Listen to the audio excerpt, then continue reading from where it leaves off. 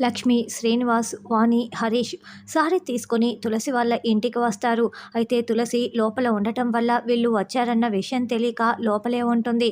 అప్పుడే బసవరాజు, విశాలాక్షి, బామ్మ అందరూ కూడా వాళ్ళని లోపలికి రానివ్వకుండా ఎందుకు ఇక్కడికి వచ్చారు అని నిలదీస్తూ ఉంటారు. మేము సారీని తీసుకువచ్చి ఆ సారెని ఇచ్చేసి మా మనిషిని ఇంటికి తీసుకువెళ్ళటానికి వచ్చాము. అంటే కీర్తిని మా ఇంటికి తీసుకువెళ్ళటానికి వచ్చాము అని లక్ష్మి చెప్తూ ఉంటుంది. ఏ ముఖం పెట్టుకొని ఇలా సిగ్గు లేకుండా వచ్చారు అని బామ్మ తిడుతూ ఉంటుంది. అసలు ఎంత ధైర్యం ఉంటే సారే తీసుకొని కీర్తిని తీసుకువెళ్దామని ఎలా వస్తారు అని విశాలాక్షి కూడా తిడుతూ ఉంటుంది. అలా మాట్లాడకండి, ఇదిగోండి సారా అంటూ పసుపు, కుంకుమ, స్వీటు మొత్తం కూడా ప్లేట్లో పెట్టి లక్ష్మి ఇస్తూ ఉంటుంది.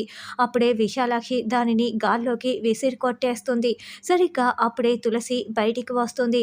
మీ సారే మాకు అవసరం లేదు, మా కీర్తి కూడా మీ ఇంటికి రాదు, నోరు మూసుకొని ఇక్కడి నుంచి వెళ్ళిపోండి అంటూ అందరూ చీకొట్టి బసవరాజు, విశాలాక్షి, బామ్మ అందరూ లోపలికి వెళ్తారు.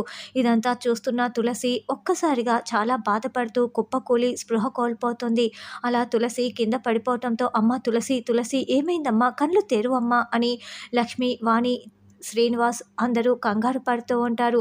అమ్మ తులసి ఏంటమ్మా ఇంత నీరసంగా ఉన్నావు, ఏమైందమ్మా, ఏమీ తినలేదా, ఇదిగో తల్లి ఈ స్వీట్ తిను అని లక్ష్మి తినిపిస్తూ ఉంటుంది.